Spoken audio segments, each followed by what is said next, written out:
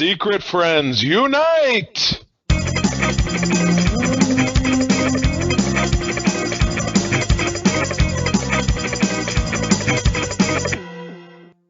Welcome to the Secret Friends Unite podcast. This is your guide to the geek side, and I'm your host, Todd Oxtra, and joined by Charlie Carden for episode 317.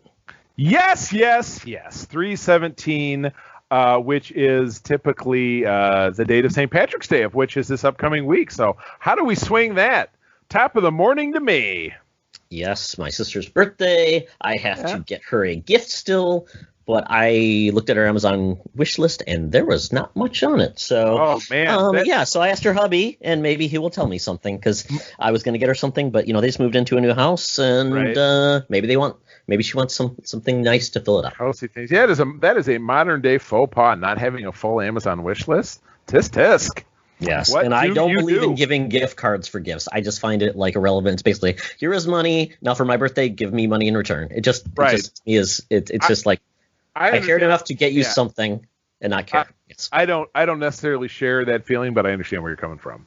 Yes. I'm all for someone making a gift card that is maybe for something specific you like maybe or something like that versus Amazon, because I care enough to know that you like things. Somebody gets you a gift card at Cabela's or something, which God is. Yeah, if it reflects your interests. Yeah, did Cabela's go out of business? I might have used an antiquated. There are some, I think they did, but obviously our listeners care a lot.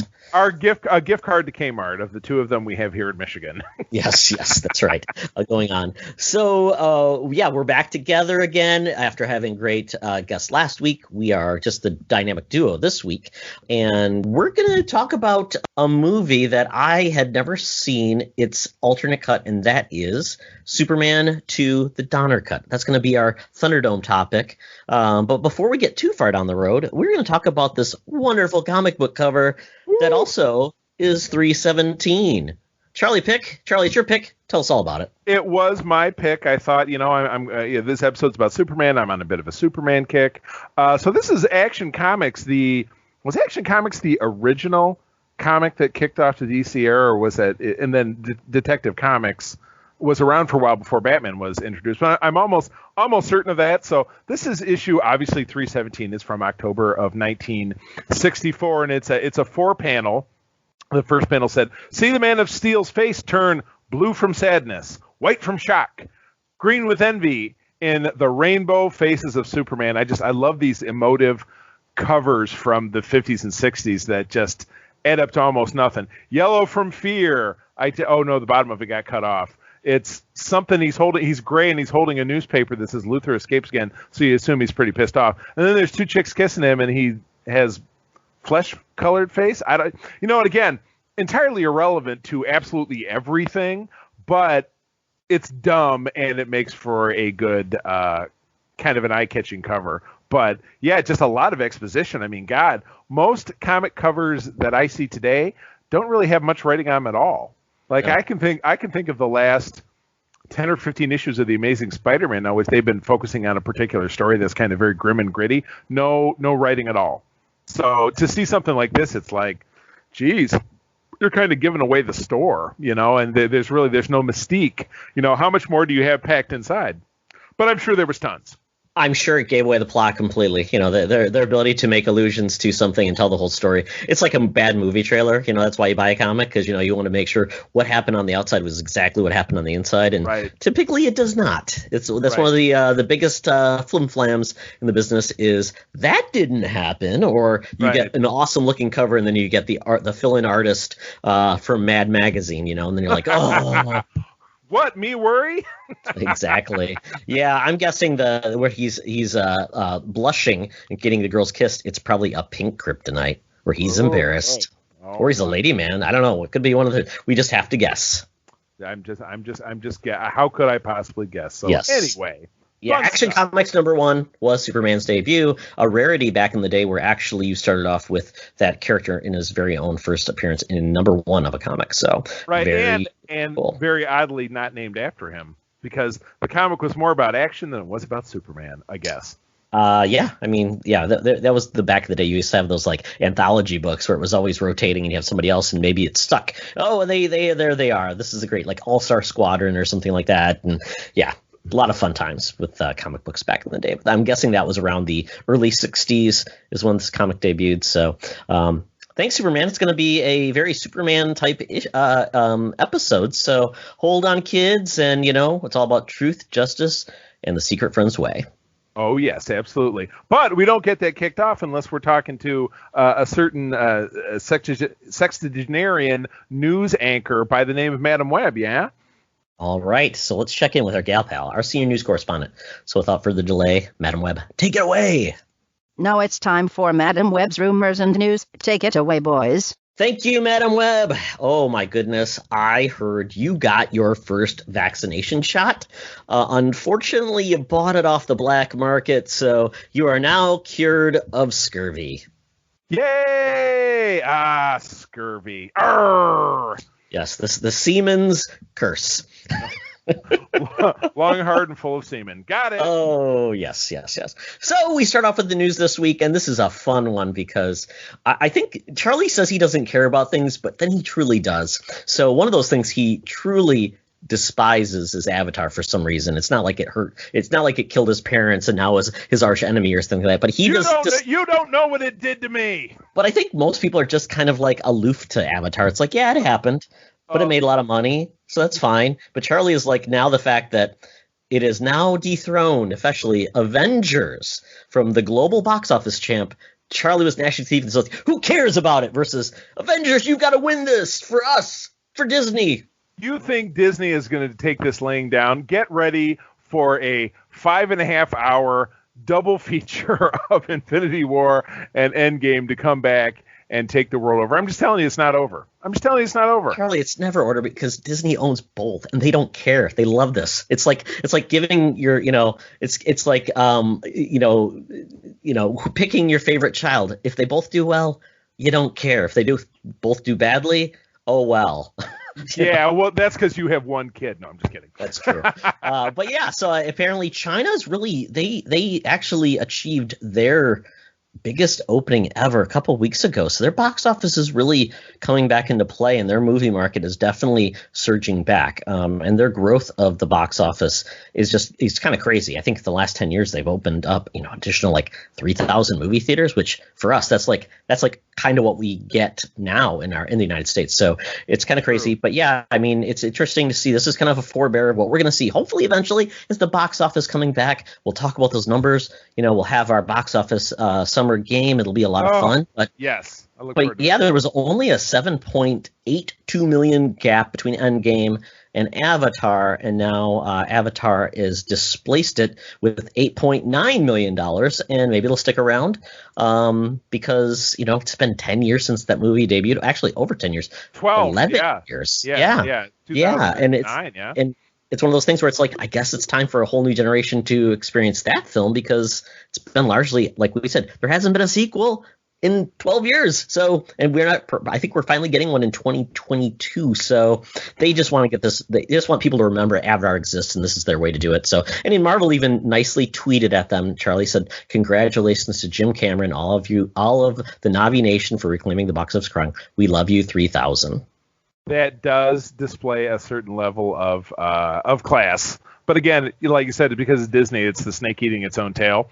So they don't really care whichever way it shakes out because it's still lining their pocket. So I get it. Yeah, if they owned Deuce Bigelow, Pet Detective, that would be something they'd want to do well as well. But it's what? No, I mixed up my detectives. I was going to say, did you do that on purpose? Your detectives and gigolos. I'm sure there was a spin-off that's what it was. He basically became a pet detective, just like Ace Ventura. Oh well.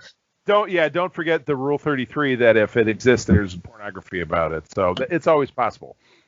Absolutely. Or was that Rule 34? I don't know. But anyway, moving on.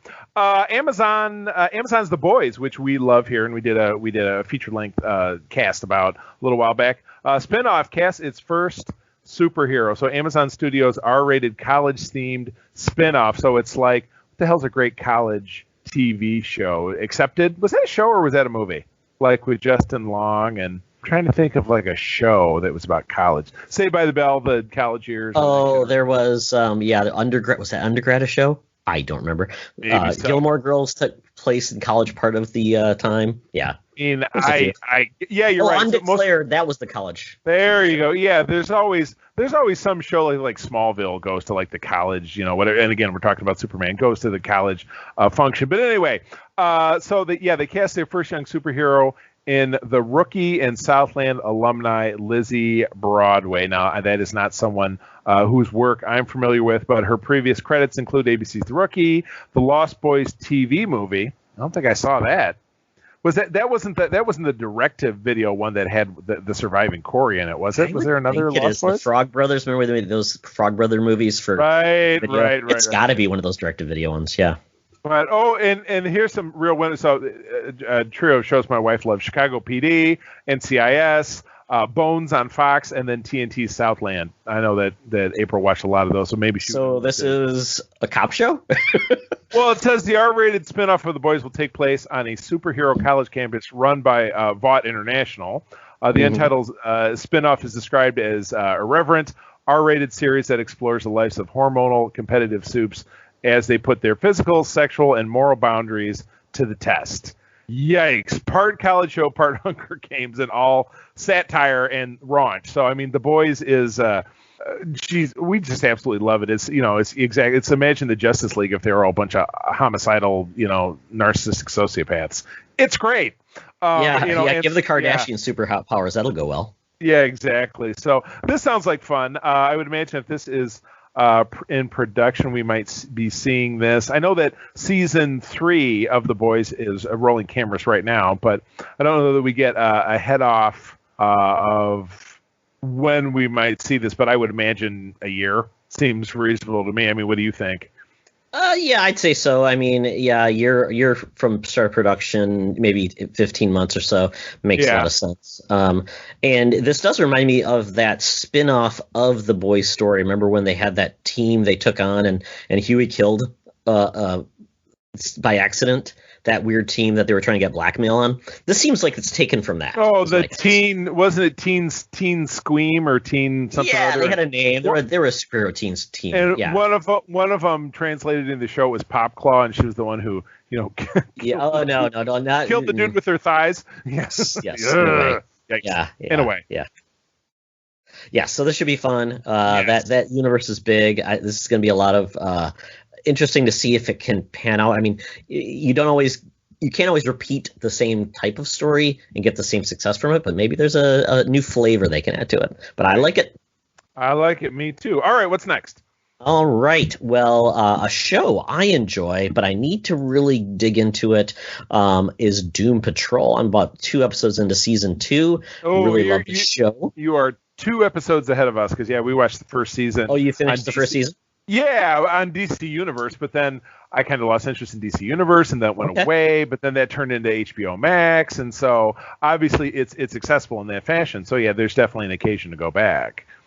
Absolutely. And, it is, I think HBO Max is the perfect place for this show because more eyes on it versus DC Universe, which is, I have no clue how many people actually subscribe to that. So it's great. It's going to actually get some more headway. But the cool part is they're adding on a pretty big bad to be on the show, and that is Michelle Gomez. She played one of the big bads in Chilly Adventures of Sabrina. She was also Missy in Doctor Who.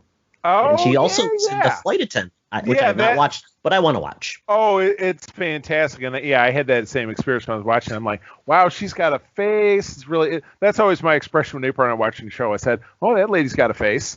And then, but meaning in so much that I'm like, she looks super recognizable. So I'll then have to go and look it up. And that was where I ended up clicking with her, was from Doctor Who.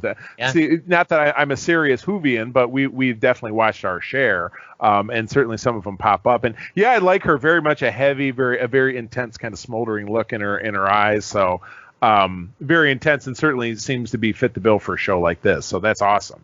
Yeah, she's one of those actresses that I think even when she was like 20 years old, she looked like she was like 39. Yeah, right. Exactly. Permanent 39. Exactly. Maybe- It's like she doesn't look, she looks good, but she has a very distinct look, and Right. she's very striking. So she's going to Right. be playing the role of Madame Rouge, not Rogue. It's always funny. People always do that all the time. They say Rouge. Rogue Squadron, and I'm like, no, you spelled Rouge Squadron. It's not red. So Madame Rouge, she's a French character, I believe, that was against the Doom Patrol. I think she was in the Fatal Five, which was their just like the Teen Titans, they had enemies. So I think she's going to be part of that organization, or another bad organization that our dysfunctional heroes will have to take on. Yeah, this is going to be really interesting because, and I like this, the fact that if you do like Doom Patrol, there is a great version of the Doom Patrol on Teen Titans, because of the cartoon. Teen Titans, they explored Beast Boy's past life, just like you got with Titans. Same thing there, but it was interesting to see that actual team be a little bit less dysfunctional, a little more normal, and actually take on supervillains in a traditional way. So if you like those type of heroes, I definitely say check out Teen Titans, the animated series. I believe it's on not Teen Titans Go, but Teen Titans the original one, Right. which is a little more serious. And that's on HBO Max too, I believe. So check that out as well. But this is cool. I did watch recently, or I kind of skimmed through because it didn't necessarily hold my attention, the Teen Titans, the show you're talking about, and the Teen Titans Go meeting through the multiverse, whatever it is. Oh, I haven't watched that yet. I need to watch that. But yeah, that's the beauty of HBO Max, is that it feels like they have next to every DC Comics production out there except Batman 66, which I turned around and bought, and the Super Friends. It drives me nuts. I would sit and watch Super Friend from neck to nuts, and I missed my opportunity to do it because it was on DC Universe, but now it's not on HBO Max, which is super frustrating. So I have to imagine it'll show up there eventually, but it's just I kick myself that I didn't sit and watch it when I had the opportunity when it was on DC Universe. So whatever, that doesn't make any sense to me. But there must be a reason. So yes, I'm sure it will come. It'll be resolved at some point. Yes, the group that she was in, I just read it. I couldn't remember. It's the Brotherhood of Evil, a really interesting group with a monkey who I believe has a French accent, a brain, basically a talking brain. Lots of good stuff there. And the Brotherhood of Evil. I mean, I think every comic book has a Brotherhood of Evil in it. So much brotherhood and so much evil. Well, moving on. Mission Impossible 7. My wife loves these movies, but to me, it's kind of like the Fast and the Furious. You don't really have any idea what's from one to the next, but I thought this was kind of significant. It was my ad that the cast of this next movie is totally off the chain. There's like 50 people in it, but they just picked up, obviously joining Tom Cruise, who's still the star, and running funny and jumping out of planes and jumping out of windows and doing all his own stunts until he obviously falls off a plane and dies and somebody films it. But he'll be being joined by Rob Delaney from Deadpool 2, Charlie Parnell from Top Gun Maverick, which we've still not seen. Do they have a date for that this summer? I would think. It's a July film, or is it a fall? I think it's a fall. It moved out to like the fall. Oh my gosh.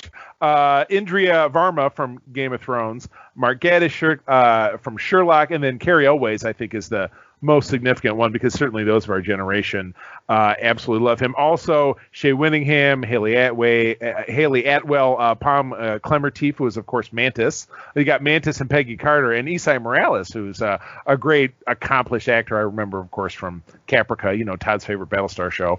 But yeah, returning cast, I'm Peg Ving Rhames, Rebecca Ferguson, Angela Bassett. And so it's like everybody and their mother is going to be in this damn movie. Will it make it any better?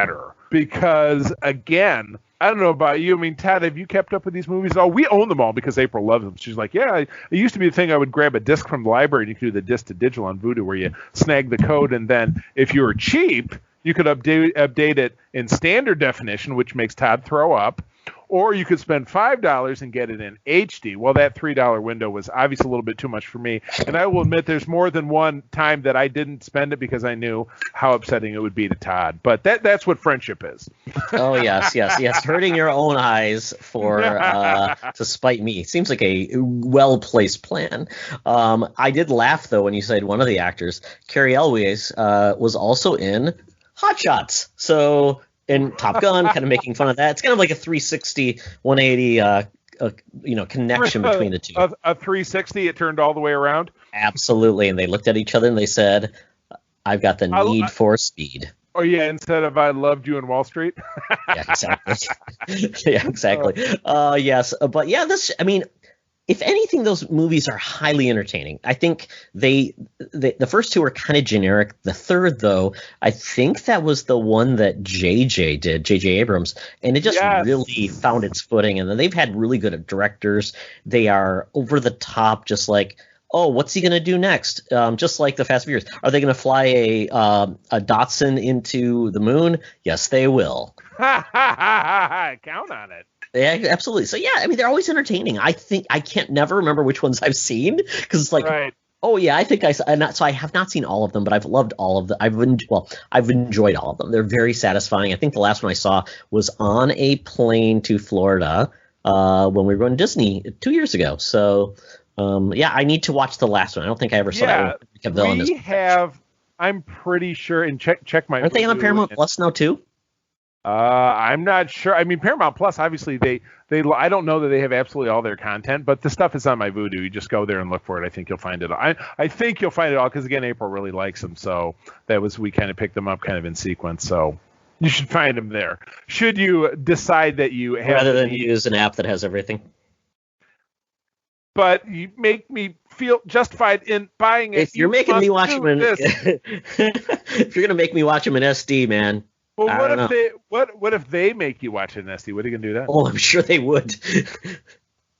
All the Mission Impossible films, it looks like, even including the TV series, look to be on Paramount Plus. Really? Now, is that currently, or is that's slated to happen? Or, sorry, no, it's 1, 2, and 3. I bet the other ones are probably on other services because of contractual issues until they can finally get them back. So you can watch them on my Vudu, and you just put your hand over your eyes, and you can listen and not watch. If I look with one eye squinted, they'll look great. You got it. That Tom Cruise or a raisin? I can't. Oh, Raisin in the Sun, melting. Yes. Oh, I'm actually watching the California Raisins movie. Who knew? Heard it through the grapevine. Yes. Bring claymation back, please. Yes.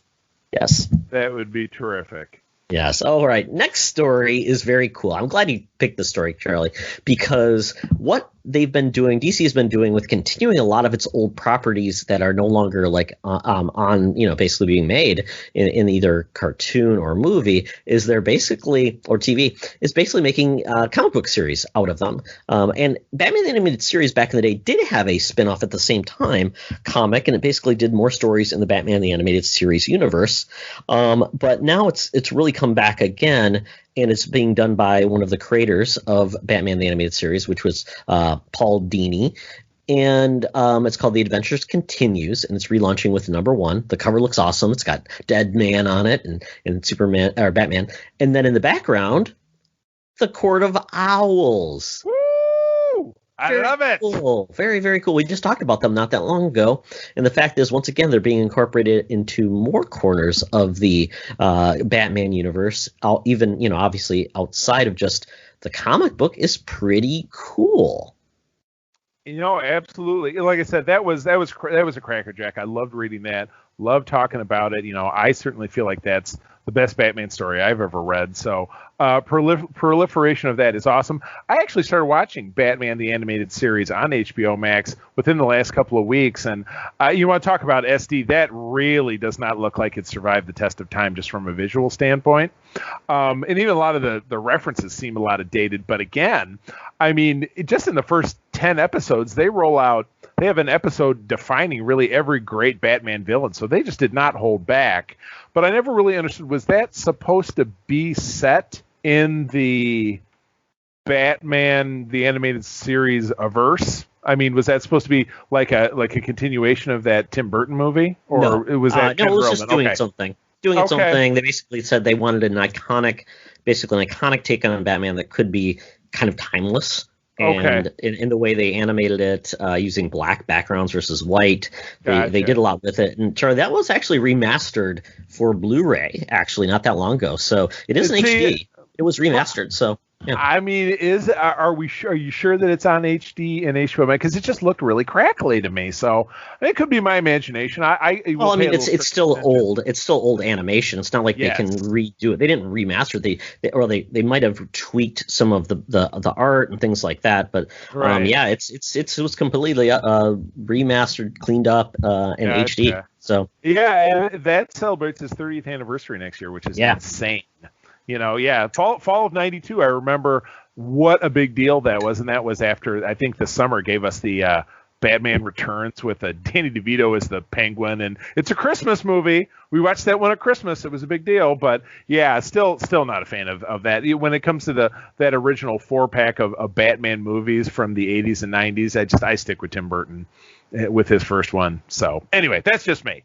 yeah, so you can check this out. It's digital only, and it is coming out June 11th. So no need to go to the comic book store, although they potentially will print this down the road like they have some of the other digital only ones. Gotcha. Yeah, I mean digital only. And again, I've talked a lot about comic shops and wanting to support them, but my purchases at any comic shop are always about collectibles because I left print comics behind probably about a year or so ago, and it's absolutely the way to do it. When you travel or you don't want to drag a comic box along, even from upstairs to downstairs, it just makes a lot of sense. But again, everybody's habits are different. I think comic shops can absolutely survive if they diversify, and have different offerings. So, but yeah, digital really does seem to be the way. It's the collector versus reader. I'm a reader, not a collector.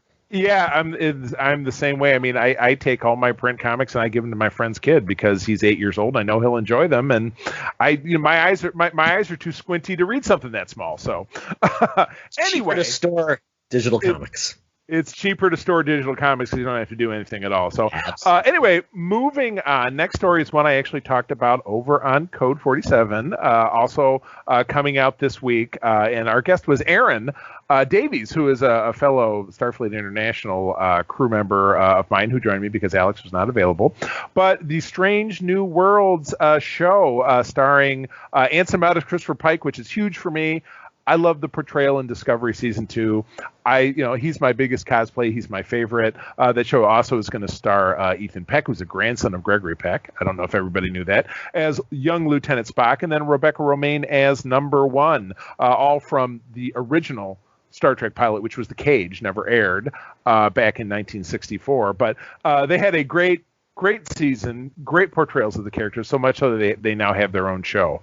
But this show is going to feature, and it was funny when Aaron and I were talking about it, it's a laundry list of actors that I barely know who any of these people are. And I think that that's not a bad thing because you get some of the greatest portrayals of characters in shows that I can think of are from people who just absolutely came out of nowhere. I mean, would you agree?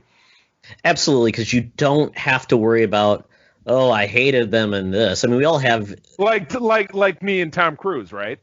I mean, everybody's got an actor that they just can't stand because maybe a role they played that made them have to play the role that way versus themselves. So you get a little bit biased towards a character, and that can be bad. This way, you can say, wow, they can make them their own, and which is great. And hopefully these are very strong actors. You wouldn't cast an unknown unless they were good, because you could cast somebody who's well known that is good just as easily. So yeah, this is pretty cool.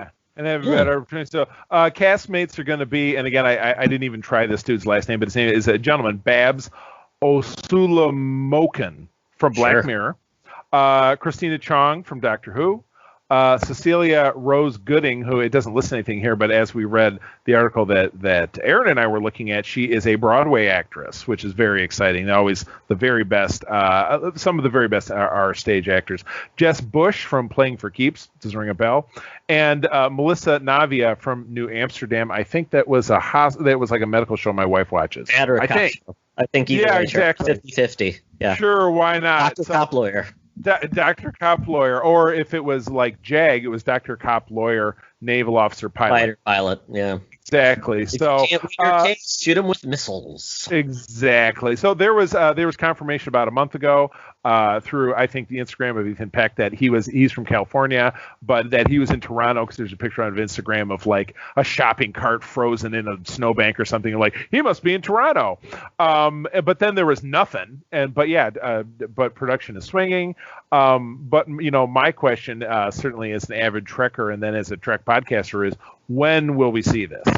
Is this something that we'll see maybe next January, like they did with Picard? Because Picard is also in production, season 2. So they didn't really nail it with a lot of their stuff. I mean, we know that typically it had always been like, Discovery always comes out around November through January, and then obviously we had that huge gap where we didn't get their the last season until very late, even though it seemed like they should have been able to drop before COVID, because that would have been like 15 months. But yeah, they just must have been like, we've got to fill some gaps here. We're going to do X and Y and Z, and Picard can go in first.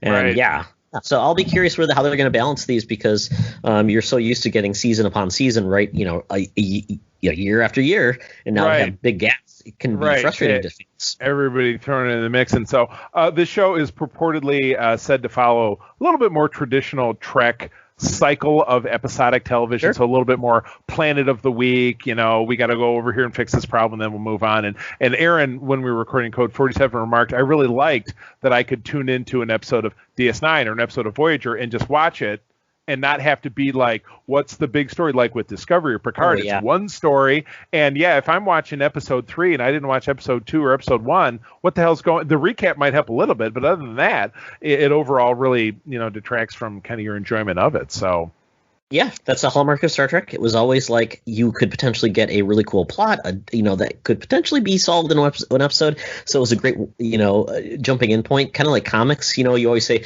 well, I want to start from the beginning. Well, sometimes you can't. So just start in the middle and, keep up. You're going to have a fun time doing so. And with this show, what I'm hoping, we've been seeing a really good, strong representation of bringing in aliens as part of the main crew. Obviously you get one of the main characters is an alien on Discovery, which is fantastic. I've always said I want more of that are not, and it's not an alien you've seen before who kind of looks like a human, like a Klingon. So because there's still a little bit of makeup, you see them, you're like, wow, he looks really different. So I'm hoping we get more of that, and what I hope they do is get away from all of the this is Earth's culture is the only thing we acknowledge, and that's the only thing we can do. No, bring up other aliens' cultures and let other people explain why they're interesting or different.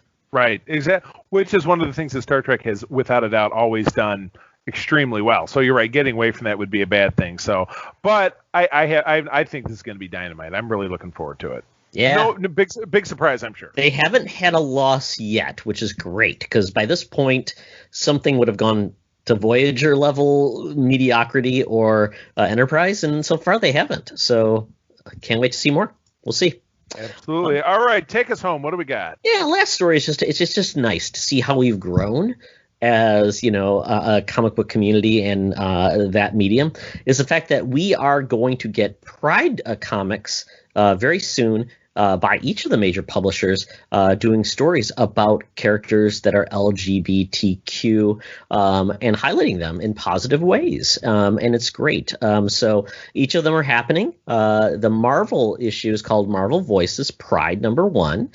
And it's going to be focusing on characters who are gay, lesbian, bisexual. And the list of characters they're going to focus on are Mystique and Destiny, Nika Manuru and Carolina Dean, Iceman, Dakin, and Karma.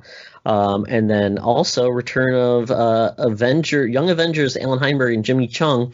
There's going to be a new story featuring Wiccan and Hulkling. So it's a great list of creators, kind of like one-shot stories within this one shot. So it's going to be kind of cool to see this come out. It's got a very cool cover, and let me see. This is coming out June 23rd. It's going to be about 80 pages, so lots there. Probably be around $10 is my guess. Yeah, that's the standard these days, I find, with those. Yeah, and then it looks, and DC's doing the same, which is awesome. Mm-hmm. Yeah, so looking at the cover, we're getting iconic characters such as Batwoman. She's been really at the forefront, but you get big time. Alan Scott, who when they brought in, I mean, he's a character from the Silver Age back in the day, the original Green Lantern. We've got some Wildstar characters, who are a couple, Apollo and the Midnighter, which is kind of funny because it's like Batman and Superman, but they're a gay couple.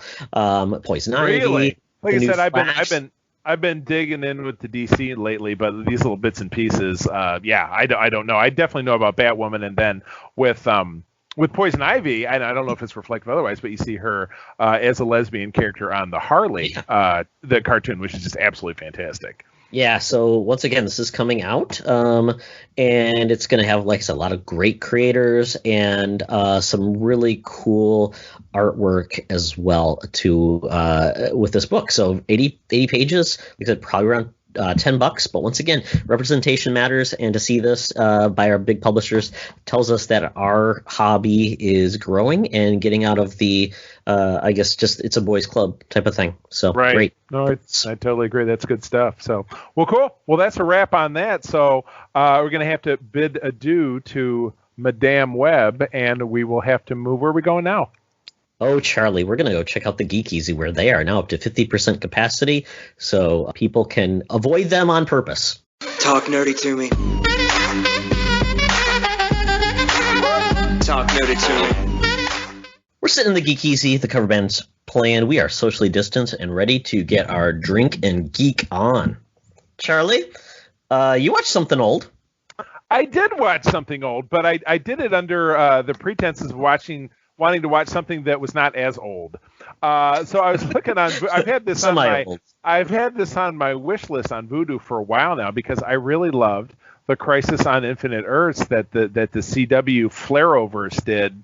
Was it? I say last year, but everything is really 2019, but it still feels like last year. Wasn't that, or was that 2020? It would have been 2020.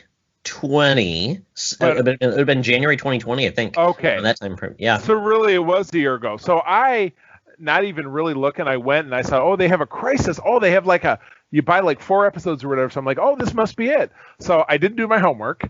I bought this thing and I start watching and I'm like, this is not Crisis on Infinite Earths, because it was called Crisis on Earth X. Nazi Planet, which I was even aware of it. Or I never, because I quit watching those shows. Okay. Now, when did Supergirl even come out? Was it in like 2015? She came out 3 years after Arrow, I believe, because Flash was 2 years, and I think she was the next one. Because Arrow came out the fall after Smallville ended, which I think was 2011. Yeah. So if you do all the math, then it's like Supergirl maybe came out in 2015 or 2016. So this was 2018, I think. But it's a Nazi Planet. So it's a crossover between. And you're right. There's only 4 shows. So it should have tipped me off if there was no Batwoman, because I know Batwoman had an episode that because there were 6 episodes of the Crisis on Infinite Earths, which I still really want to see, but I think in the final analysis, are those on Netflix? So I still could go watch. Yeah, the seasons are on Netflix once they wrap up. Yeah. Okay, yeah, because it's not on the CW app anymore. So at any rate, yes, I did buy this, which is fine. You know what? You have to contribute to the system. You have to give them some money sometimes to keep things rolling. And I watched it and I enjoyed it. I wouldn't say I was, on the edge of my seat, super fascinated by it, but it was fun. It was very comic booky. So yeah, you have our heroes. It's put around basically the Flash, and why do I keep forgetting his wife's name? Iris around their wedding. And then it turns into Oliver and Felicity talking about they wanting to get married and whatever it is. And Supergirl's, recovering from a breakup or this and that. And so I love it how they can just be like, we're going to a wedding on another Earth, and they just show up. And so, yeah, they all show up, and the wedding's about to happen. And who breaks it up? Nazis from the Nazi Earth, which is Earth X. So, so there, it was a whole plot line. Basically what happened is that Nazi Supergirl was dying of radiation poisoning. She needed a heart transplant from a compatible donor, which was unfortunately only herself from another Earth. So that's really what the story focused around. So I dug it. I thought it was cool. It's really scary to think that there's, a reality where not only did the Nazis win the war, but they also have fucking superheroes to back them up. So that's kind of crazy. But obviously in the end, the heroes prevail, yada, yada, yada. And I thought it was fun. So now I'm waiting for them to put Stupid Crisis on their site because I just want to buy it so I can just watch it and I don't have to dick around. It's pretty easy. You just like, I think there's always like a guide to it. Like I think, oh, it's this and this and this. Great, boom, you're good to go. Exactly. Yeah, that was a fun one. I really enjoyed that one, and really that's what kind of telling about these shows. Not a lot happens. I mean, things happen, but it's not like, oh my God, Supergirl is dead. So it's just a great check-in with those characters to see kind of where they're at, and if really something seems really cool, you can always go back and watch the old episodes if you want, or watch the new episodes going forward. But they do a great job of bringing in the new heroes as well. I believe with the Crisis, Infinite Crisis, they finally brought in Black Lightning, which was cool. Yeah. It was portrayed with him, so more eyes on those characters that are not as popular is really cool. And they aren't going to have one this year, Charlie, because of COVID and everything. They were supposed to do. It was supposed to be a Batwoman and Lois and Superman focused one, but apparently not happening. Yeah, bummer. Well, hopefully, and again, everything is wiki wacky with production of anything last year. So, hopefully things will resolve and we'll set the sights on 2021 getting more normal than 2022. Potentially, things are as normal as they could be. So, always an optimist with that kind of stuff. We'll see what happens. Absolutely. So, and then secondly, Todd, I assume you watched the making of wrap-up of WandaVision that was on Friday. I did. I originally thought this was going to be more like The Mandalorian, where there would be one episode per episode of this, but it was just a special. Right, yeah, and it was, and it was pretty much what you expected. A lot of, I love working with so-and-so because this thing and that thing, but, bits and pieces of an interesting a little bit here and there. I wouldn't say it was must-see. Like the show itself was very edge of your seat, like what we talked about last week when Christian was on.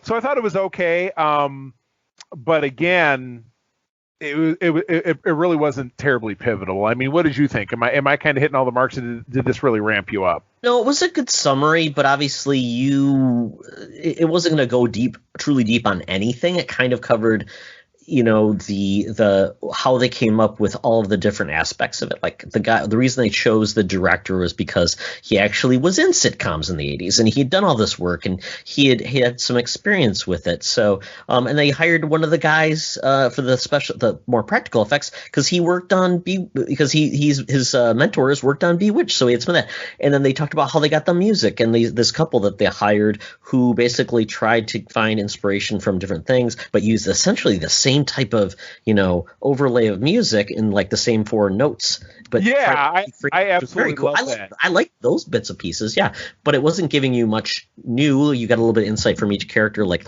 how Catherine Hahn got when she found out she got her part, and also the same thing with Monica Rambeau. So you got some of those characters in there. But it was an hour long, and I thought they spent a lot of time on the 50s and 60s aspect, and I felt like they really ran out of time for everything else. Right. Yeah. Exactly. And exactly. It being an hour long, so they maybe hovered a little bit. I will pay you a compliment, which is very rare. I thought I just listened to our show yesterday or today for this week, and then the way how you gave us that supercut at the end of all the WandaVision themes, that was awesome. So well played. You did. I'm glad you listened because I thought that was going to be fun. I was going to use something else, but I'm like, no, and I'm sure we got a takedown on YouTube for that one too. Yeah. Oh boy. Ouch. Big deal. Yeah. They love us. They love us. Yeah. They don't remove it. They just tell you that if you make money, that you won't get any money from it, which is perfectly fine. Take my money on YouTube. I would just love to see us actually make money, just even in the hypothetical sense. So then we have to create our own music, Charlie. Oh man. Well, Todd, I've heard you sing, so I'm going to say no. Yes. It's all humming theme songs. We'll make up our own, although it'll all sound like tequila after a while. Right. Tequila. It also sounds like Wipeout. So. Wow. Awesome. All right. So that's it for me. What do you got? Well, I was going to say on that WandaVision making of it made me really think about what Game of Thrones did. I don't know if you ever watched that, Charlie, where they have the episode would end and then they would give you kind of like a 5 to 7 minute just kind of they'd have the directors, the actors, they talk about what happened in the episode and kind of give some guidance on why they did it or why this. And I really love that so much because it kind of readdressed some of the things that happened.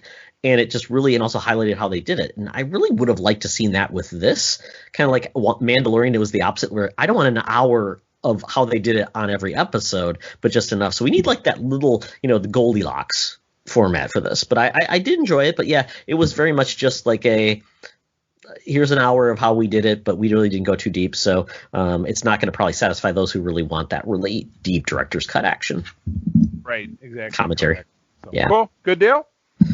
Yeah, so two things. We're going to talk about the Donner cut, but very quickly, I forgot that Richard Donner was actually requested to write a comic book with Jeff Johns back in so it would have been 2005. Because Jeff Johns reveres Richard Donner and and Jeff Johns is the dude, and he's a not only a Michigan native, but he's a MSU grad, just like you and me. Yeah, he went to Clarkson. Yep. So that's where a lot of my family lives, in Clarkson. So yeah, so I was gonna read that because I don't think I ever really got into it. So there's a collection on both Comixology and I think it's on DC Infinite, obviously there too.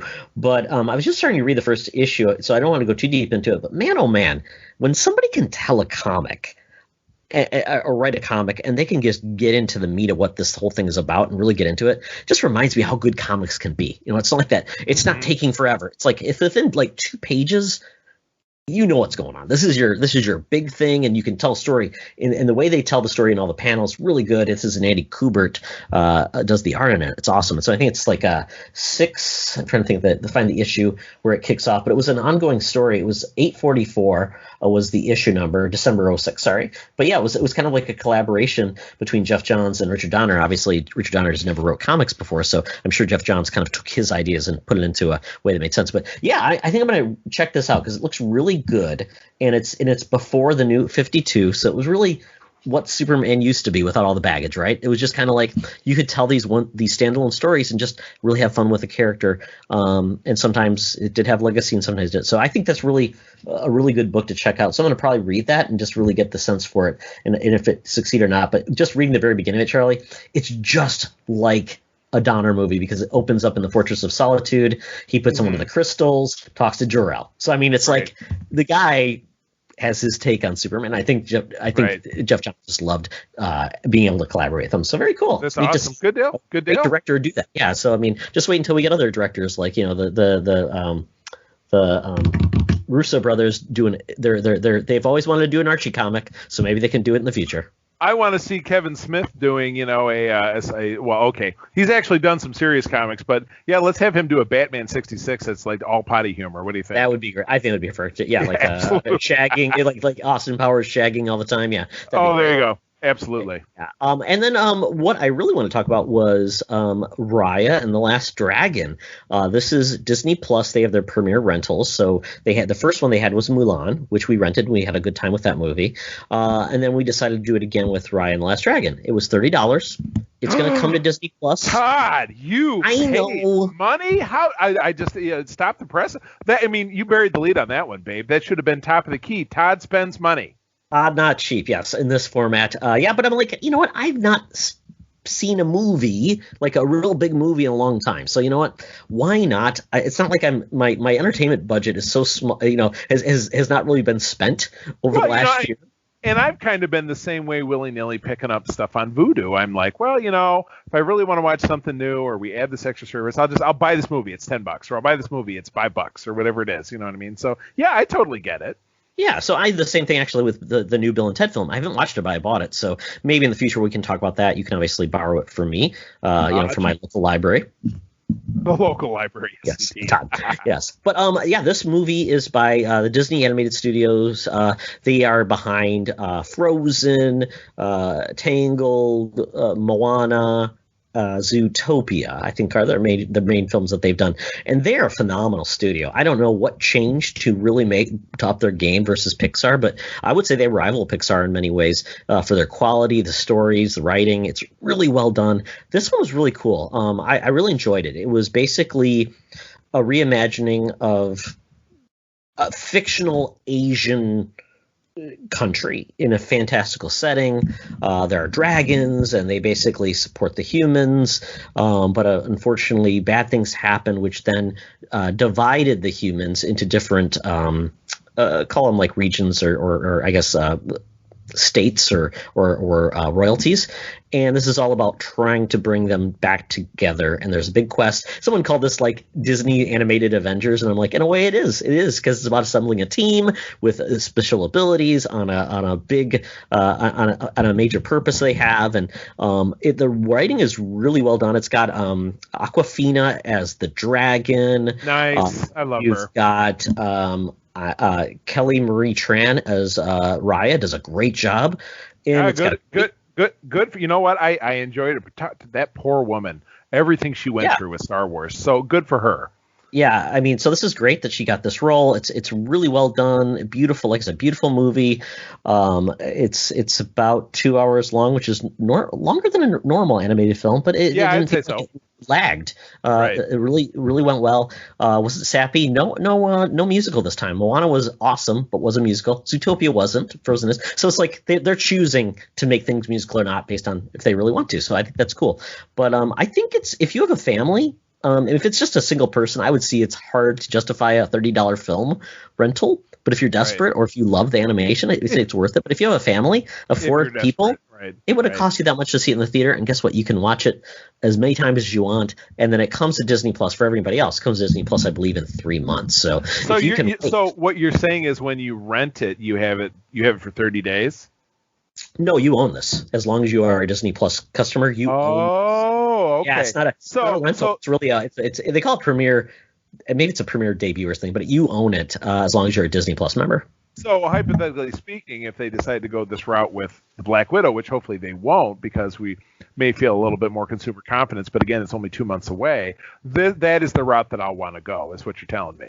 You don't own it like on a Voodoo or something, though. You own it on Disney. No, exactly. Right, exactly. Yeah. So, but I would purchase it so I could watch it a bunch of times or whatever. You can watch it as many times as you want to. And then on down the road, I would then purchase it on Voodoo because I have all the movies anyway. So, because of the Star Wars and the Star Trek and the Marvel, I always own them. That's my rule. So check it out. It's there, and if you're just want to be patient, in 3 months it will be there in Disney Plus for everybody to enjoy. Deal. Well, that is it. But Todd, I hear the distant drums of the mutants beckoning us over to the Thunderdome to give them entertainment. So I think that we better get on our way before things get violent. All right. Yes. So we're headed off to the Thunderdome, where the mutants have been gathered and vaccinated. Welcome to another edition of Thunderdome! Thank you, Tina. The mutants have been gathered for a topic or a game to be entertained. And this week, it's a topic. We're talking about Superman 2, the Donner Cut. So, Charlie, tell us exactly what the Donner Cut is. Well, this is, it's very controversial. As I remember, because I saw an interview with Chris Reeve, probably on the disc of Superman 1, which came out in 1978, but I think the DVD release was in 2000 or 2001, which it says right here, which he was talking about the fact that Donner had a falling out with these. There was a weird husband and wife duo from overseas somewhere, the Salkinds, that were the ones that bankrolled the Superman films, and they really came to loggerheads with Donner overall about him going on to produce Superman 2, which, as you and I were discussing, was filmed kind of contemporaneously with this film. So he filmed a bunch of things. He slugged it out with the Salkinds, and then he got the boot. And they brought in, this was always the part of it that is just the absolute head scratcher for me. The replacement director to finish Superman 2 was Richard Lester, who directed the Beatles films A Hard Day's Night and Help. So he directed 2 slapsticky, super irreverent, extremely British movies about the greatest band that ever lived, and then he moved on to do Superman. So absolutely no connective tissue thematically between those 2 genres at all, resulting in some of the absolute crappiest, stupidest takes that you ended up seeing in his film, which we can get into in a minute. But yeah, Donner did shoot a bunch of things. He had other things storyboarded, and that's kind of what we've found in here. But yeah, one of the biggest rubs was, and particularly in the filming of the original film, was Marlon Brando, who got like $12 million in $1980 or $1978 to be in 4 minutes of footage. I mean, tell me that there's any greater return on investment of his time than $12 million. Wow. To do something for 4 minutes, which is maybe 2 or 3 days worth of work if you string it all together. Oh yeah, was it as good as like his shining performance in The Island of Dr. Moreau? I mean, it was weird. I think that was shortly before his death, and I think maybe he died because of that movie. Because I know that it would have killed me without a doubt. Kilmer tried to give him a hug, and he collapsed. Probably. Oh, yeah, crunch. Oh my God. Yeah. So anyway, this all came to fruition right around the time that Bryan Singer's Superman Returns came out. And again, Todd, you and I have talked about that very underrated film. I like that take of it very much. I like Brandon Routh. Definitely had a great Chris Reeve vibe, and this was a couple of years after Chris Reeve had passed. So there was a lot of buzz, Superman-related buzz, because of this coming out, and this is kind of where we got this coming from. So anyway, I've talked a lot. Why don't you take it on over? Yeah, you mentioned that, you talked about the director they picked, and could they have picked somebody better? And unfortunately, this was done at a time when superhero films were there was one, really. Yeah, and it really was there was Superman. Which is what made Superman 78 such a big thing, because you remember what the tagline of the film is, correct? Yeah, you'll believe a man can fly. Right, which seemed absolutely fantastical. Where today, absolutely everything is CGI, and there's nothing that's beyond belief, because they can make anything do anything. But yeah, having a man fly on film seemed so revolutionary in 1978, even though they were doing it with wires, or he was laying on a blue table and they composited it back in. That was amazing. And it was around the same time as Star Wars, which was like, motion control cameras were perfected right around the same time that Star Wars came out, which is what made all of those space scenes so amazing. So this was kind of the same thing. Yeah, absolutely. So you just did not have a lot of good track records with any of this. I mean, you had Star Wars and you had this for special effects, because before that, it really wasn't much of anything. And you had a lot of tryhards after, but really this was where it was. So the fact that they had to find somebody out of the blue, I mean, they must obviously had to pick somebody that they had either good working relationship with, or somebody that, hey, I could do it cheap, or I can do something else. So and maybe they didn't like the tone, and apparently Lester was all about the light touch, the slapstick. So obviously, that was, and again, if I can interject, the thing in this that is so painfully British trying to be American is when they go to the small town, which I think it was in Nebraska or Montana or something. Idaho. They made it America Town. But they made it so, like, the little boy was like, "Please, sir, that's my pa. Don't hurt my pa, sir." It's like, wow, you're trying too hard to be something that you're not. Or the sheriff who was like, "You got to blah, blah, blah, son," and this and that. It was just, like, so painfully not genuine, because those films were shot overseas anyway, which I think would really lend itself to having a British director.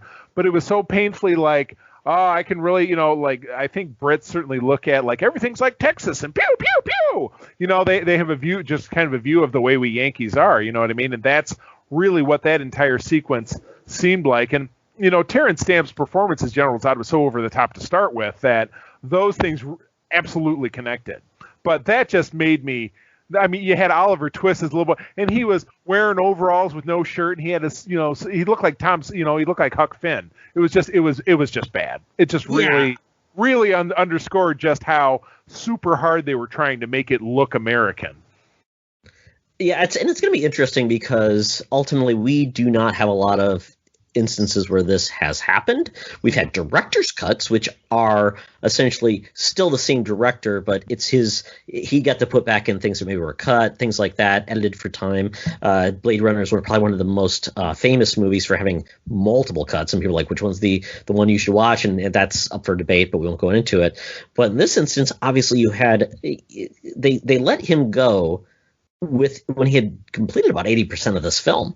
Not everything was complete. It was just filmed, special effects, etc. Still not done. And then obviously bring this guy in, and then the cut. I think the final cut they said was that Lester redid about 70% refilmed, because there's one scene I saw where at the end with Zod where you saw the two scenes and different versions of them. They weren't that different. I mean, there was a little tweaks to them, but not much. So a lot of it probably was, I'm going to do a light touch on some of these things, but I want to have ownership of it. So it is truly interesting. And in the movie that we watched, the Donner's Cut, they didn't give you any indication really what was different. So we did not watch too recently, so we don't have exactly our pulse on every different change. There's articles though that will talk about this that we're going to go into a little bit deeper later, but ultimately we'll just give our take on Superman 2 overall, and then we'll talk about kind of what was different, what works better, what works, what did not work with this, because we're going to have to do this again with the Snyder Cut. Right. So this is kind of us, which is coming up next episode. So This is really us cutting our teeth with that. And obviously, I have not rewatched Justice League, and I'm not sure if I'm going to rewatch Justice League before the Snyder Cut comes out. But that was not that long ago, where I remember most of it. I won't remember every detail, but still. So this is kind of practice work for us. So in this instance, this is a long time ago that this all happened. So a lot of the stories, I mean, Donner's still alive, but I mean, the rest of the people, I don't know if we all got the full true story of this, but this is kind of cool. So we do have some things we'll go through. But overall, Superman 2, I mean, it's interesting how with Superman, these movies, Lex Luthor was largely in all of them. I don't know what the deal was versus other superhero films where it was always a different villain. So it was an interesting, except for Magneto and the X-Men films, but it was kind of an interesting take on that. In this instance, Luthor took a step back from obviously the big heavies, the Kryptonians. And as a kid, though, man, this kind of blew my mind, because I'm like, this is so cool. It's like real super bad guys versus he's fighting an old dude that's bald. He's fighting his schemes and his machines that he's got to chase a nuclear missile or whatever it is. So no, you're absolutely right. This was toe to toe, and that was the other thing. The big slug out that they had at night in Metropolis, that again, it just seemed like this is America Town. You had to have the bus with the Coca. You had to have, so many advertisements. Yeah, you had to. Somebody got chucked into the big neon Coca-Cola sign. You had the bus. KFC reference. I saw JVC. It was like Times Square, but not as big. But yeah, it was. You could tell it was a British director or a British environment. Let's say they shot this at Elstree or Levinson or one of the really big film studios in England, that they're just trying to kind of America it up as much as humanly possible. But yeah, throwing in the big advertisements, and I'm sure that wasn't done not for the fact that they weren't getting paid to do it.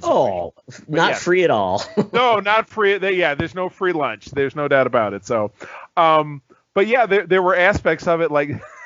The thing that is the most ridiculous to me in this entire film is that Superman goes to the trouble to give up his powers, and then for some reason they have a car so that they can drive south from the North Pole to get out of there. I don't know where the car came from.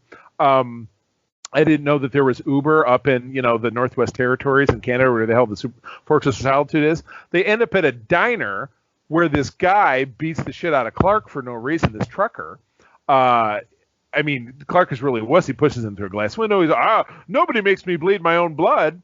And Clark is just a total wuss puss. And then they, find out that, oh my God, it's Superman, whatever it is. And the movie goes on, and he has to fight his way back up north on foot.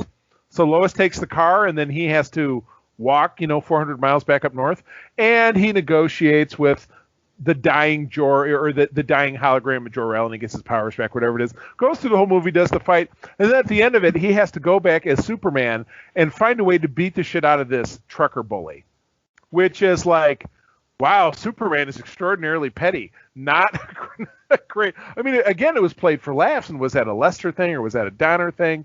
But again, just seemed really totally ridiculous that why did he have to do that? Yeah, I think everything you saw in this trailer was Donner's take. So even though you said with the little boy, that was Donner's take. So I can't think you can put on Lester Green trying to ham this up. I think in a lot of ways, filming was less, especially the type of this thing. They were trying to be over the top, very comic booky, and Donner was very try to do things in a very stoic fashion at times. So that's where you did see a weird take on certain things, which I thought was unique and different. But really top line, just Superman 2 overall.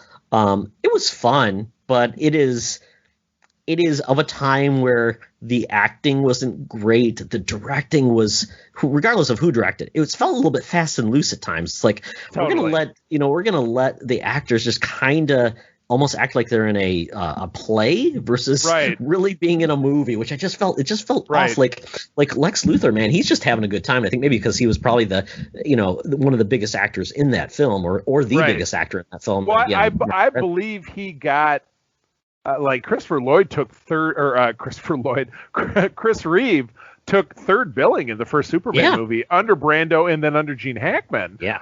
Because he was nobody, at the time. And this was the role that made him. So I wouldn't be, he still ended up playing kind of second fiddle to both of them in this film. Even though he's Superman, he's the star. But he's the star, but he's not the star. So, yeah, I enjoyed it. But again, you compare it to the first film. And then arguably, I love the third film because I love Richard Pryor. But it's completely ridiculous. Lex Luthor is not in that one, but they had actor Robert Vaughn playing the same type of character. And then we don't need to talk about Superman 4. Yes. Not in any way, shape, or form need to talk about Superman. Nuclear Man. Yes. Nuclear Man. Masterpiece. Yes. Yeah. So, I mean, really, you got two, I would say two solid films. And then it kind of just went down from there. So Superman's not had a great history. But I mean, obviously he is the pioneer of heroes on screen. So, I mean, so it's not like we're going to say like, oh, this Donner cut is worlds better than the lesser cut. But they do have their differences in takes. And we can talk about that now. So some of the differences that I noticed right away was the beginning of this film. Basically, they did not want to pay Brando in the lesser cut, so you didn't see him again. In this movie, though, they're like, hey, we're going to use Brando. We're going Brando. Yeah, he's all throughout. I mean, he's practically like a starring character. He appears, obviously, in the pivotal scene helping Superman, dump his power so he can be human. And then they said, my son, I'll give you, you're seeing this crystal because, you fucked up and you need to get your powers back. But if you do that, the consequence is that the Fortress of Solitude will explode and blah, blah, blah. So you're right. Without us having to watch the original film and see how that all played out, because he went back and it's dark, and I'm remembering for the original cut, he just goes back and he's kind of yelling into the darkness, Father, blah, blah, blah, blah, blah. And then then the green crystal glows, and then it happens off screen. Where in this, it just they practice it a little bit more. Well, that's what was definitely missing from this film is the whole Lois Lane is in Paris and she's in an elevator in the Eiffel Tower, and Superman has to fling it into space. Or am I misremembering? Did that end up in this film? What's that again? Did that you weren't listening? No, Was I not looking, and did they cut that out and he flung a missile into space? Yeah, because he flung a missile into space. It wasn't an elevator. That was the very beginning of the movie. So that's what I was saying. Right. Because the very beginning of the movie there was a missile from the first movie where he got rid of it. And it was in outer space, and then it hits the record album that the three Kryptonians are in to freeze them for the fans. Absolutely. Okay. Yeah. So this one kind of opened that way, but it was all about. It had some flashbacks to the prior movie, and then obviously it walked in on the trial of the Kryptonian criminals, and that's how they were taken away. But I believe in the lesser cut, obviously it was more Superman's mother was involved, and you also saw basically what the criminals did to get themselves in the rings of justice, or whatever that thing was called, where they were held up there. But I mean, so that was kind of a different take. So it was kind of a weird way to open that film, because I felt like it was like, here you go. But obviously, it must not have been able to get those cuts together very well. So that's why the editing in this just seems a little bit off. You talked about this earlier, Charlie, when we were talking about this, but there were scenes that weren't even completed. Like the scene where Lois Lane is kind of an odd bird in this movie. Like just all over the world, like she just is so obsessed with Superman that she's obsessed that she's going to uncover that it is truly Clark Kent. So she throws herself out of a building at the Daily Planet in hoping Clark will catch her as Superman. Nope, he tries to foil her Thankfully, she doesn't die. That wasn't in that movie. In the movie, I believe. And then she tries to shoot him but it's blanks to get him to prove his identity. So it's like, man, Lois was a little. I didn't like the take on this. I felt like she felt too much like a sick, lovesick puppy dog. Yeah, well, she wasn't because she was still seemingly very aloof, which is it's funny because that's kind of a quality in the character that I think you see in other takes of Lois Lane. Like I noticed that in some of the DC animated movies I've seen. I've noticed that in the new Superman and Lois show that's on the CW, that Lois is just very aloof. Where in this movie, you see her, she kind of breaks down. And that's another one, the big ending of the movie, because in the Lester cut, she has a big, he uses the mind erasing kiss but where in this, he flies into space and he whips around the Earth again and, turns, so he uses the same old trick again. Yeah, turns back time. Yeah, which was just and makes everything essentially that didn't happen in the movie. So they are not together as a couple. Everything's resolved in that's such a weird way to go through the same Deus Machina again. I mean, why even do that? It just seems cheap, and it seems like you don't really know what to do. So in a way, a mind-altering kiss versus everything else, I mean, they're about as relevant. They both make as much sense, I guess, as either one. Yeah, totally. So, yeah, I mean, I would say on par. I like the Donner cut better. I just, and again, maybe it's this mistaken notion I have that Richard Lester is very farcical, and I feel like more of it was ridiculous because of him, but you're telling me that it's not. But it's still, that's kind of stuck in my head. I think about my fondness for the first film, and things done there. And yeah, he uses kind of the same, like, I'm going to spin the earth around backwards, which is ridiculous and not something that Superman has ever done in any other incarnation of being Superman. But I still find this to be more plausible. I don't know what it is. Or it just simply seems that the films 1 and 2 share a little bit more connective tissue. And sure, maybe I'm not mistaken, but does Superman do the thing where he pulls at his House of S logo and he throws it in a cellophane and it wraps around the one guy? Did that get cut from this one? Oh yeah, not in this one. Yeah, so okay, I didn't think so. Yeah, the final battle in the the very end piece was pretty much the same, and I totally forgot they just became humans and they fell to their death. I mean, right. Yeah. Which is very and then Superman, he crushes Zod's hand, and he throws him down a chasm, and then Nan, who is the big guy, jumps, and then the other one, Lois, just punches her, and she falls to her death, and they're like, fuck, it's good, we're good, it's cool. I'm blowing it up. Why did you even blow it up? They're dead already. So it's not, I guess he doesn't want anybody else coming in, and right. But yeah, there was just some odd choices. Right. I felt like it was so funny. I didn't realize Zod said kneel before Zod like 85,000 times. Yeah, he was definitely going for catchphrase status in that one. Oh yeah, I mean it makes sense, I guess, but the direction was a little bit wooden in regards to the Kryptonians. They were just one note, which is kind of disappointing, but obviously very iconic the way they look. Although I would say this, Charlie, I don't think in all my days going to Comic-Cons and things like that I've ever seen anyone cosplay as the Kryptonians. It's kind of an odd look. Very balloony, pantaloonies. Yeah, exactly. It's very Hammer pants with the V and the black shirt. Yeah, the shirt. Yeah, and their outfits don't really match the other Kryptonians that you see again in kind of flashback scenes in those first two films, which is neon white. They're like a rap. They're like a It's like maybe maybe like a rap. A rap team maybe back in the day, right. or right, break dance team. Exactly. Right, exactly.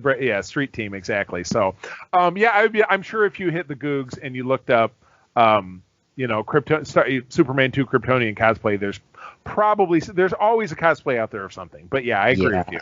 Yeah, it's just some interesting choices they made, some of the editing, and I imagine for the actors to then say, oh, you have to refilm this with another director, that kind of had to be a really crappy experience. Right. No, yeah, I totally agree. So regardless, like I said, I would take the Donner cut over the primary cut, even though this is very rough. The whole Richard Lester thing kind of burns me.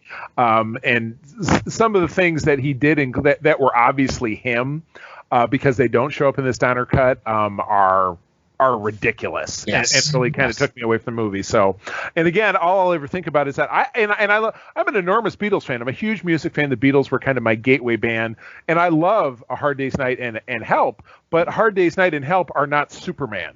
So No. it just does not connect for me. So, but I get kind of that same vibe, and I don't like it. Yeah. Oh well, not everything can be Hard Day's Night, and everything can be Superman 1. So, Exactly. we kind of got the mixed bag that is. But this is good. Like I said, this is good practice for us to get ready for the Justice League Snyder cut. League, yeah. And we're seeing that comes out on the 17th. Comes out Thursday, the 18th. Thursday, yeah. Yep. So we are probably going to record probably a little bit later than normal because we're hoping to have a guest on, and then this will be out next Friday. Right. So yeah, we will. We'll tee it up, and we will set aside maybe 2 days with lots of pee breaks to watch the movie, and then we will be reporting it back. Yeah, 4 hours. My God, it's like isn't Gandhi the longest movie that was ever produced, or like, is this competing with that? I wonder. We should check and see what the longest films in history are, and at least commercially viable films versus like an art project. Commercially viable. I'm sure there was a Yoko Ono film project. Yeah. Right. But anyway, we will report back on that next week. But this was fun. I love this. I'm enjoying talking about DC Comics stuff. I'm kind of on a kick right now. So I know that we have plans to talk about the Justice League Elseworld tale, The Nail, here in a couple of weeks, because I'm just finishing. There are 2 volumes of it. Because Todd, I messaged you yesterday, that trade that I downloaded is like 300 pages. Well, there was a sequel to it. Well, that's what I was trying to say, because it's that's too damn long. So I think we should to stick with the original. The original, that sounds good. But yeah, I'm really enjoying it so far. So DC Comics, that's new one for me. So I'm throwing myself into it. So I'm digging it. Absolutely. So that is it for the show, folks. Hopefully you had a good time. Let us know what you liked or did not like about the Donner cut compared to the original. And if there are any other really strange director cuts that were similarly steeped in controversy, let us know. And we'd love to hear your opinion about those. Absolutely correct. And then it comes on over to me. Well, thank you as always, friends, for joining us. We are one of 4 delightful programs brought to you on a weekly/bi-weekly basis on the Secret Friends Unite podcasting network. You're obviously listening to SFU Prime, as I tend to call it. That's Todd and I have been doing this show for over 6 years and enjoying talking about geek culture. Todd started a couple of years ago the co-op mode with our friend Mark Carabin, the Canardian, talking about video games. Alex Terry and I just last fall started Code 47, which talks about Star Trek on a weekly basis. And the Canardian and I circled back to start a podcast about Star Wars called the Holocron Chronicles, coming to you bi-weekly. Todd is our maven when it comes to getting our shows over on YouTube, but the audio only. But speaking of audio, you can find our show on any streaming service kind of your privilege. Give us a rating and a review there, and you can get a wonderful digital prize from our digital prize closet for leaving us a 5-star review. Also hit us up over on Twitter at Secret Friends U. Let us know something you're enjoying, thoughts on the show, a question you have, a topic that you'd love us to take on. We're actually looking to, and because we've been talking about this the last couple of weeks, and I mentioned it when Mark and I were recording Holocron last week, that we're looking to take Secret Friends Unite to a proper website with original content sometime in the near future. So keep your eyes peeled for that over on our Facebook group, and we'll be letting you know about it. As always, we do have a great merchandise store over at TeePublic. Shirts, hoodies, pillows, wall art, mugs, stickers, etc. All proceeds from that do actually benefit a local charity here in Michigan that my wife and I are a part of called the League of Enchantment, which does outreach work for kids nationwide, hospital visits, care packages, and things of that nature. So know that when you go to our store, that all of our logos are there, and so whatever your purchase do will actually end up benefiting the children of the good old U.S. of A. in Americatown in Idaho. Where those terrible Kryptonians go, they should all be wearing SFU t-shirts. Houston, Idaho. Houston, Idaho. Exactly correct. So that's it for me. Thanks again for joining us. I'm going to tell you, as always, that sharing is caring, and to keep on trucking. Be the hero, not the villain. In a truck. Kneel before Todd.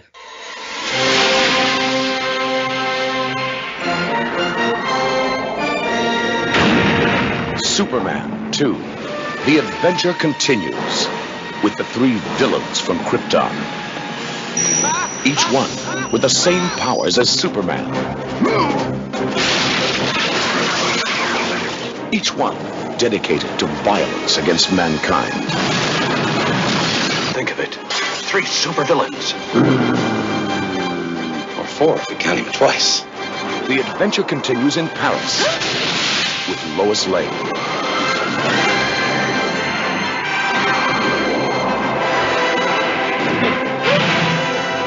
I believe this is your floor. And the romance continues. The adventure continues in Washington.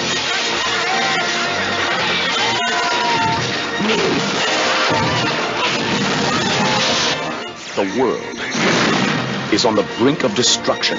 Superman, can you hear me? And Metropolis is in ruins. Superman, help us! Is there no one on this planet to even challenge me? Superman! General, would you care to step outside?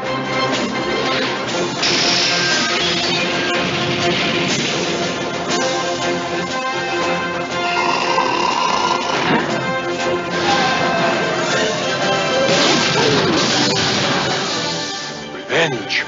Revenge! Revenge! Now we're cooking, huh?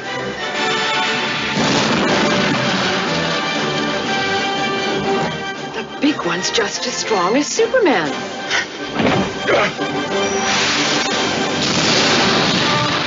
If you've only seen the first part, you haven't seen the best part.